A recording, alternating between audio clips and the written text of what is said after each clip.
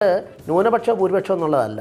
നമ്മുടെ രാജ്യത്തിൻ്റെ പൈതൃകം, സംസ്കാരം, അതിനെ സംബന്ധിച്ച് 95 നൽകിയ ശ്രദ്ധേയമായ വിധിന്യായം, ഞാൻ എപ്പോഴും അത് വായിക്കുന്ന ഒരാളാണ്. കാരണം അതിൽ ഓരോ വാക്കുകൾക്കും പ്രസക്തിയുണ്ട്. എന്താണ് ഹിന്ദുത്വം, എന്താണ് ശിവസേന പറഞ്ഞ ഹിന്ദു, എന്താണ് BJP പറഞ്ഞത്. BJP പറഞ്ഞത് എക്കാലത്തും ഒരു ഗോൾവൽക്കറുടെ തൊട്ട് നോക്കിക്കഴിഞ്ഞാൽ എല്ലാത്തിലും പറഞ്ഞിട്ടുള്ളത് ഇത് ഈ രാഷ്ട്രത്തിൻ്റെ ജീവിത ശൈലിയുടെ പേരാണ്. ഇതൊരു മതസംജയല്ല, മതമല്ല. ഈ വാദമാണ്.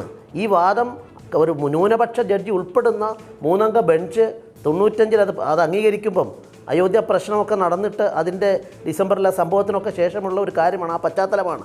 എന്നിട്ട് ഇത് വളരെ വ്യക്തമായിട്ട് പറഞ്ഞിട്ട് BJPയുടെ ഹിന്ദുത്വത്തെ അംഗീകരിക്കുകയും ശിവസേന പറഞ്ഞ ഹിന്ദു വോട്ട് വാങ്ങുന്ന രീതി, മതം പറഞ്ഞ് വോട്ട് വാങ്ങുന്ന രീതിക്കെതിരായിട്ട് ആ തെരഞ്ഞെടുപ്പ് റദ്ദ് ചെയ്യുകയും ചെയ്തതാണ്.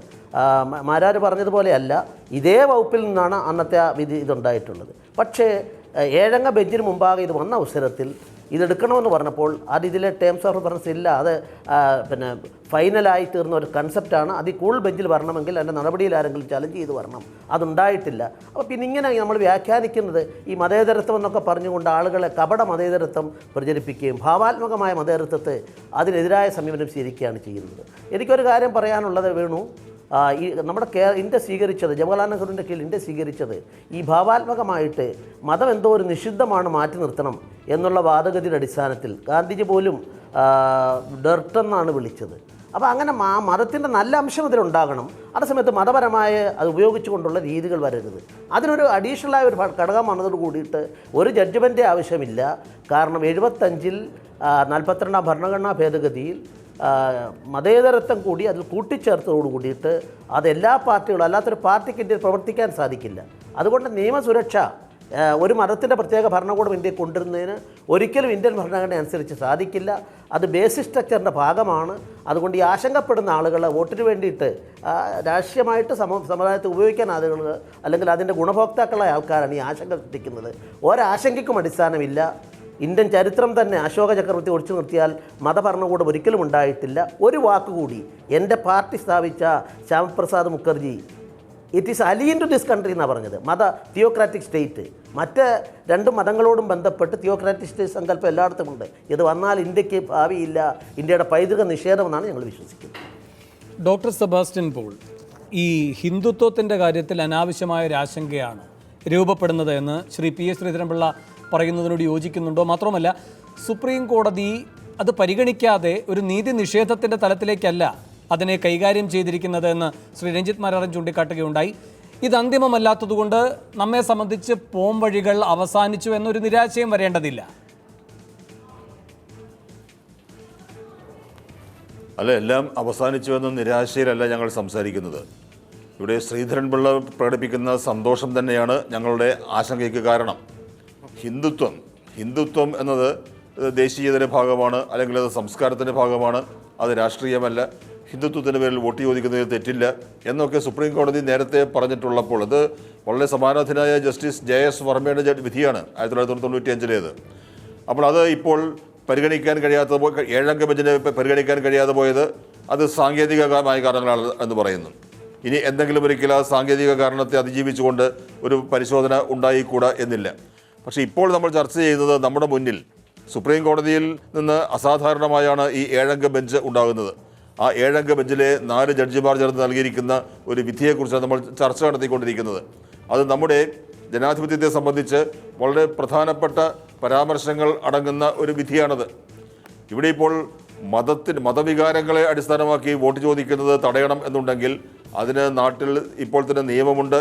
ആ നിയമം പലരുടെയും കാര്യത്തിൽ വിജയകരമായി പ്രയോഗിച്ചിട്ടുള്ളത് നമ്മൾ കണ്ടു.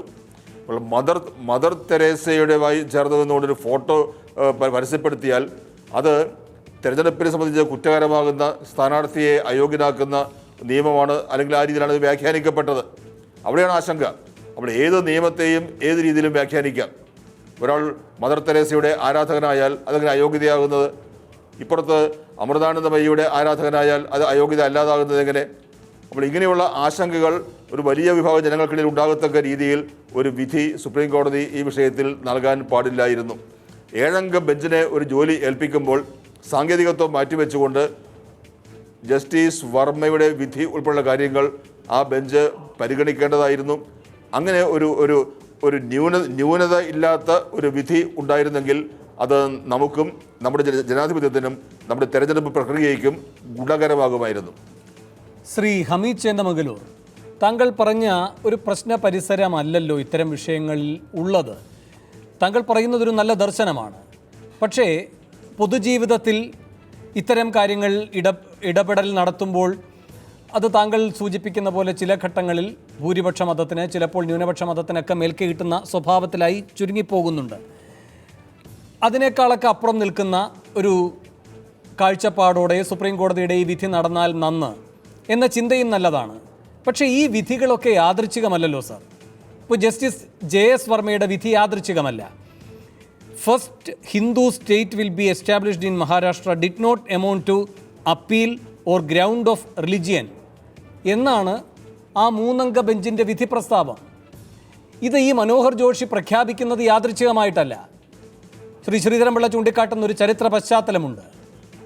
അവിടെ ഈ അയോധ്യയുമായി ബന്ധപ്പെട്ട് പിന്നീട് ബോംബെയിൽ കലാപമുണ്ടാകുന്നു. അതിനുശേഷമാണ് ഒരു ഭരണമാറ്റത്തിൻ്റെ ഘട്ടത്തിൽ ഒരു തെരഞ്ഞെടുപ്പ് മുദ്രാവാക്യമായി ഒരു രാഷ്ട്രീയ പാർട്ടിയുടെ മുഖ്യമന്ത്രിയായി വരുന്ന ഒരു സ്ഥാനാർത്ഥി ഇങ്ങനെ ഒരു ക്യാമ്പയിൻ അഴിച്ചുവിടുന്നത്. അതിനുശേഷം സുപ്രീം കോടതി പറയുകയാണ് അതിലൊരു പിഴവുമില്ല എന്ന്. അപ്പോൾ ഈ രൂപത്തിൽ അന്നത്തെ ജസ്റ്റിസ് JS വർമ്മയുടെ വിധിന്യായത്തിനൊരു ന്യൂനതയില്ലേ? അതിൽ ഒരു അരക്ഷിത ബോധം ഏതെങ്കിലും ഒരു വിഭാഗത്തിന് ഉണ്ടാകുന്നു എന്ന് പറയുന്നതിൽ എന്തെങ്കിലും അപാകതയുണ്ടോ? ആ അരക്ഷിതത്വത്തെ ഊട്ടിയുറപ്പിക്കുന്ന ഒരു വിധിന്യായം ഒരു വിശാല ബെഞ്ച് നൽകുമ്പോൾ അത് എന്ത് സൂചന നൽകുന്നു? ജസ്റ്റിസ് വർമ്മയുടെ വിധിന്യായത്തിൽ തീർച്ചയായിട്ടും ദൗർബല്യമുണ്ട്, ന്യൂനതയുണ്ട്. മാത്രവുമല്ല, പലരും പറയുന്നത് പോലെ ഹിന്ദുത്വ എന്ന് പറയുന്നത് അല്ലെങ്കിൽ ഹിന്ദു മതം എന്ന് പറയുന്നത് ഒരു സംസ്കാരമാണ്, അത് മതമല്ല എന്നൊന്നും പറയുന്നതിനോട് എനിക്ക് യാതൊരു യോജിപ്പുമില്ല. ഹിന്ദുത്വവാദം എന്ന് പറയുന്നത് പൊളിറ്റിക്കൽ ഹിന്ദുയിസമാണ്. നമ്മുടെ ഭരണഘടനയുടെ ഏറ്റവും വലിയ ന്യൂനതയായിട്ട് ഞാൻ കാണുന്നത് ഇതാണ്. നമ്മുടെ ഭരണഘടന മതസ്വാതന്ത്ര്യം നൽകുന്നു, 25-ാം വകുപ്പ് അനുസരിച്ച് പൂർണ്ണമായ മതസ്വാതന്ത്ര്യം. പക്ഷേ അത് നിരുപാധികമല്ല, ചില ഉപാധികൾക്ക് വിധേയമായിട്ട്. പ്രധാനപ്പെട്ട ഉപാധികൾ എന്താ? 1 പൊതുസമാധാനം, 2 ജനങ്ങളുടെ ആരോഗ്യം, 3 ധാർമ്മികത. ഇത് മാത്രം പോരല്ലോ. നമ്മുടെ ഒരു മതേതര രാഷ്ട്രമാണെങ്കിൽ ആ മതേതര രാഷ്ട്രത്തിലെ മതസ്വാതന്ത്ര്യം എന്നത് ഏതെല്ലാം മതങ്ങൾക്ക് ഏതെല്ലാം രൂപത്തിൽ നൽകാം എന്നതിനെക്കുറിച്ച് കൂടി പറയേണ്ടതുണ്ട്. ഞാൻ മനസ്സിലാക്കിയിടത്തോളം മതം 2 തരത്തിലുണ്ട്. ഒന്ന് പൊളിറ്റിക്കൽ റിലീജിയൻ, രണ്ടാമത്തേത് നോൺ പൊളിറ്റിക്കൽ റിലീജിയൻ. രാഷ്ട്രീയമില്ലാത്ത മതവും രാഷ്ട്രീയമുള്ള മതവും. ഇപ്പോൾ സാധാരണഗതിയിൽ ഹിന്ദുമതം എന്ന് പറയുന്നത് അതിന് രാഷ്ട്രീയമില്ല എന്ന് വേണമെങ്കിൽ അതിൻ്റെ വക്താക്കൾക്ക് വാദിക്കാം. പക്ഷേ ഹിന്ദുത്വവാദത്തിന് കൃത്യമായ രാഷ്ട്രീയമുണ്ട്. അതുകൊണ്ട് ഹിന്ദുത്വവാദം എന്ന് പറയുന്നത് പൊളിറ്റിക്കൽ ഹിന്ദുയിസമാണ്. അതുപോലെ പൊളിറ്റിക്കൽ ഇസ്ലാമുണ്ട്, പൊളിറ്റിക്കൽ ക്രിസ്ത്യാനിറ്റിയുണ്ട്. നമ്മുടെ രാജ്യത്താണെങ്കിൽ മിക്കവാറും എല്ലാ രാഷ്ട്രീയ പാർട്ടികളും മതേതരമെന്ന് സ്വയം അവകാശപ്പെടുന്ന രാഷ്ട്രീയ പാർട്ടികൾ പോലും മതത്തെയും ജാതിയെയും സാമുദായിക വികാരങ്ങളെയും ഒക്കെ തരാതരം ഉപയോഗപ്പെടുത്തിയാണ് എല്ലാ കാലത്തും മത്സരിച്ച് പോന്നിട്ടുള്ളത്. അത് അവസാനിപ്പിക്കുന്ന രൂപത്തിലുള്ളൊരു വിധിയാണ് വേണ്ടത്.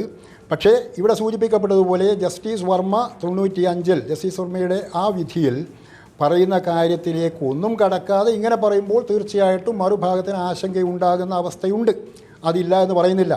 പക്ഷേ അവിടെ നിന്ന് മുന്നോട്ട് നമ്മൾ പോകണം. ഈ വിധിയിൽ ഇങ്ങനെയുള്ള ഒരു അരക്ഷിതത്വ ബോധമുണ്ട് എന്നതുകൊണ്ട് അതിനെ തീർത്തും തള്ളിക്കളയുകയല്ല.